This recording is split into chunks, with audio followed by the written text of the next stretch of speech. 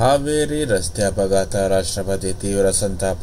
ಕರ್ನಾಟಕದ ಹಾವೇರಿ ಜಿಲ್ಲೆಯಲ್ಲಿ ರಸ್ತೆ ಅಪಘಾತ ಸಂಭವಿಸಿ ಮೃತಪಟ್ಟವರಿಗೆ ರಾಷ್ಟ್ರಪತಿ ಮರ್ಮು ಶುಕ್ರವಾರ ಸಂತಾಪ ಸೂಚಿಸಿದ್ದಾರೆ. ಈ ಕುರಿತು ಶುಕ್ರವಾರ ಎಕ್ಸ್ ಪೋಸ್ಟ್ನಲ್ಲಿ ಮಾತನಾಡಿದ ಅವರು, ಕರ್ನಾಟಕದ ಹಾವೇರಿಯಲ್ಲಿ ಸಂಭವಿಸಿದ ರಸ್ತೆ ಅಪಘಾತದಲ್ಲಿ ಮಹಿಳೆ, ಮಕ್ಕಳು ಸೇರಿ ಅನೇಕ ಯಾತ್ರಿಗಳು ಮೃತಪಟ್ಟಿರುವುದು ದುಃಖವಾಗಿದೆ. ಸಂತ್ರಸ್ತರ ಕುಟುಂಬಕ್ಕೆ ನನ್ನ ಸಂತಾಪ ವ್ಯಕ್ತಪಡಿಸುತ್ತೇನೆ. ಗಾಯಗೊಂಡರು ಶೀಘ್ರ ಗುಣಮುಖವಾಗಲಿ ಎಂದು ಪ್ರಾರ್ಥಿಸುತ್ತೇನೆ ಎಂದು ಹೇಳಿದ್ದಾರೆ. ಜುಲೈ 21ಕ್ಕೆ ರೈತರ ಹುತಾತ್ಮ ದಿನ ಬದಲು ಕರಾಳ ದಿನಾಚರಣೆ. ರೈತರ ಹುತಾತ್ಮ ದಿನಾಚರಣೆ ಬದಲು ನವಲಗುಂದದಲ್ಲಿ ಜುಲೈ 21ಕ್ಕೆ ಕರಾಳ ದಿನಾಚರಣೆ ನಿರ್ಧರಿಸಲಾಗಿದೆ ಎಂದು ಕರ್ನಾಟಕ ರಾಜ್ಯ ರೈತ ಸಂಘಟನೆ ಒಕ್ಕೂಟದ ಅಧ್ಯಕ್ಷ ಬೀರಪ್ಪ ದೇಶನೂರು ತಿಳಿಸಿದರು.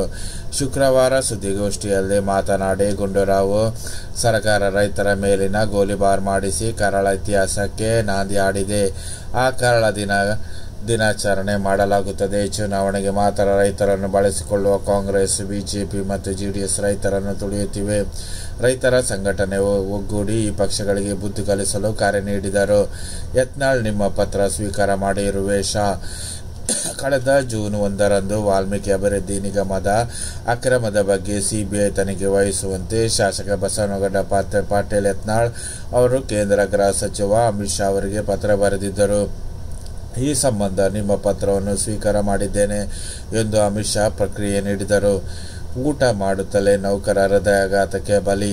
ರಾಮನಗರ ಜಿಲ್ಲಾಧಿಕಾರಿ ಕಚೇರಿಯ ಡಿ ಗ್ರೂಪ್ ನೌಕರನೊಬ್ಬ ಕಚೇರಿಯಲ್ಲಿ ಊಟ ಮಾಡುತ್ತಿರುವಾಗ ಹೃದಯಾಘಾತ ಸಂಭವಿಸಿ ಮೃತಪಟ್ಟ ಘಟನೆ ರಾಮನಗರದಲ್ಲಿ ನಡೆದಿದೆ. ಕಂದಾಯ ವಿಭಾಗ ನೌಕರ ಚನ್ನಪಟ್ಟಣ ಯೋಗೇಶ್ ಕುಮಾರ್ ಮೃತ್ಯು ದುರ್ದೈವಿ. ಯೋಗೇಶ್ ಮಧ್ಯಾಹ್ನ 2ಕ್ಕೆ ಕುರ್ಚಿಯಲ್ಲಿ ಕುಳಿತು ಊಟ ಮಾಡುತ್ತಿದ್ದಾಗ ಏಕಾಏಕಿ ನೆಲಕ್ಕೆ ಕುಸಿದು ಬಿದ್ದಿದ್ದಾರೆ. ಪಕ್ಕದಲ್ಲಿದ್ದರೂ ತಕ್ಷಣ ಆತನನ್ನು ಜಿಲ್ಲಾ ಆಸ್ಪತ್ರೆಗೆ ಕರೆದುಕೊಂಡು ಹೋಗುವ ಪ್ರಯತ್ನ ನಡೆದದ್ದು.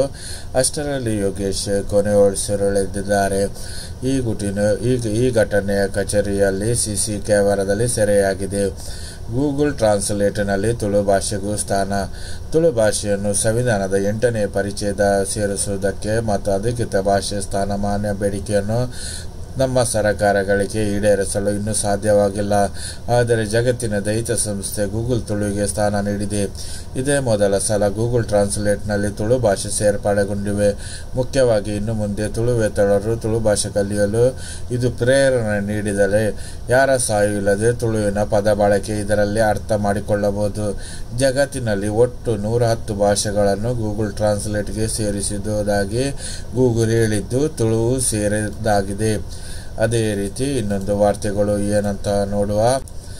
ವಾಲ್ಮೀಕಿ ನಿಗಮ ಅಕ್ರಮದ ಹಿಂದೆ ಹನಿ ಟ್ರ್ಯಾಪ್, ಸಿಟಿ ಸಂದೇಹ. ವಾಲ್ಮೀಕಿ ಅಭಿವೃದ್ಧಿ ನಿಗಮದಲ್ಲಿ ಕೋಟ್ಯಾಂತರ ರೂಪಾಯಿ ಪ್ರಕರಣದಲ್ಲೇ ಇದೀಗ ಹನಿ ಟ್ರ್ಯಾಪ್ ನಡೆದಿರುವ ಆರೋಪ ಕೇಳಿಬಂದು ಸಿಹಿ ಜೇನು ತಿನ್ನಿಸಿ ಬಲೆಗೆ ಕೆಡವಲಾಗಿದೆ ಎಂದು ವಿಧಾನ ಪರಿಷತ್ ಬಿಜೆಪಿ ಸದಸ್ಯ ಸಿಟಿ ರವಿ ಗಂಭೀರ ಆರೋಪ ಮಾಡಿದ್ದಾರೆ. ಸುದ್ದಿಗೋಷ್ಠಿಯಲ್ಲಿ ಮಾತನಾಡಿದ ಅವರು, ಪ್ರಕರಣದಲ್ಲಿ ಬಂಧಿತರಾಗುವ Satyaraj Varma honey trap kingpin ಆಗಿದ್ದಾನೆ. ಆತನಿಗೆ ಸಹಾಯ ಮಾಡಿದವರು ನಮ್ಮದೇ ರಾಜ್ಯದ ಸಚಿವರು, ಶಾಸಕರು ಮತ್ತು ನಿಗಮ ಅಧ್ಯಕ್ಷರಾಗಿದ್ದಾರೆ. ಅವರ ಸಹಕಾರ ಇಲ್ಲದೆ ಹನಿ ಟ್ರ್ಯಾಪ್ ಮಾಡಲು ಸಾಧ್ಯವಿಲ್ಲ. ಗೋವಾ, ಹೈದರಾಬಾದ್ಗೆ ಕರೆದುಕೊಂಡು ಹೋಗಿ ಸಿಹಿ ಜೇನು ತಿನ್ನಿಸಿ ಬಲೆಗೆ ಬೀಸಲಾಗಿದೆ. ಸಿಹಿ ಆಸೆಗೆ ಮೃತ ಅಧಿಕಾರಿಗಳು ಸಹಕಾರ ನೀಡಿರಬಹುದು. ಈ ಜಾಲವು ದೊಡ್ಡದಾಗಿದೆ. ಹಗರಣಕ್ಕೆ ಛತ್ತೀಸ್ಗಢ, ಆಂಧ್ರಪ್ರದೇಶ, ತೆಲಂಗಾಣ, ಕರ್ನಾಟಕ ಸೇರಿ 4-5 ರಾಜ್ಯಗಳ ನಂಟು ಇರುವ ಕಾರಣ ಸಮಗ್ರ ತನಿಖೆ ನಡೆಸುವ ಸಿಬಿಐಗೆ ತನಿಖೆ ವರ್ಗಾಯಿಸಬೇಕೆಂದು ಹೇಳಲಾಗಿದೆ. ಅದೇ ರೀತಿ ನಾನು ಸೋತಿರಬಹುದು, ಸತ್ತಿಲ್ಲ, ಸೋಲನ್ನು ಸವಾಲಾಗಿ ಸ್ವೀಕರಿಸುವೆ. ಚುನಾವಣೆಯಲ್ಲಿ ಜಾತಿ ಧರ್ಮ ಭಾವನೆಗಳಿಗೆ ಮತ ನೀಡಿದರೆ ಹೊರತು ಬಿಜೆಪಿಗೆ ಮತ ಹಾಕಿಲ್ಲ. ನಾನು ಒಕ್ಕಲಿಗ, ಹಿಂದೂ ಧರ್ಮದವನೆಂದು ಮತ ಕೇಳಲಿಲ್ಲ. ಮಾಡಿದ ಕೆಲಸಕ್ಕೆ ಕೂಲಿ ನೀಡಿ ಎಂದು ಮನವಿ ಮಾಡಿದ್ದೆ. ಆದರೂ ಸೋಲಿಸಿದ್ದಾರೆ. ಅಭಿವೃದ್ಧಿ ಮಾಡಿದರೂ ಆಗಿರುವ ಸೋಲನ್ನು ಸವಾಲಾಗಿ ಸ್ವೀಕರಿಸುತ್ತೇನೆ ಎಂದು ಮಾಜಿ ಸಂಸದ ಡಿಕೆ ಸುರೇಶ್ ಹೇಳಿದರು. ಬೆಂಗಳೂರು ಗ್ರಾಮಾಂತರ ಲೋಕಸಭಾ ಕ್ಷೇತ್ರದ ಮತದಾರರಿಗೆ ಮತ್ತು ಕಾಂಗ್ರೆಸ್ ಪಕ್ಷದ ಕಾರ್ಯಕರ್ತರಿಗೆ ಆಯೋಜಿಸಿದ ಕೃತಜ್ಞತಾ ಸಭೆಯಲ್ಲಿ ಮಾತನಾಡಿದ ಅವರು, ಈ ಚುನಾವಣೆಯಲ್ಲಿ ನಾನು ಸೋತಿರಬಹುದು, ಸತ್ತಿಲ್ಲ. ನನ್ನ ಹೋರಾಟ ನಿರಂತರವಾಗಿರುತ್ತದೆ. ನನಗೆ ಮತದಾರರು ವಿಶ್ರಾಂತಿ ನೀಡಿದ್ದಾರೆ. ಅದನ್ನು ಗೌರವಯುತವಾಗಿ ಸ್ವೀಕರಿಸುತ್ತೇನೆ ಎಂದು ಹೇಳಿದರು.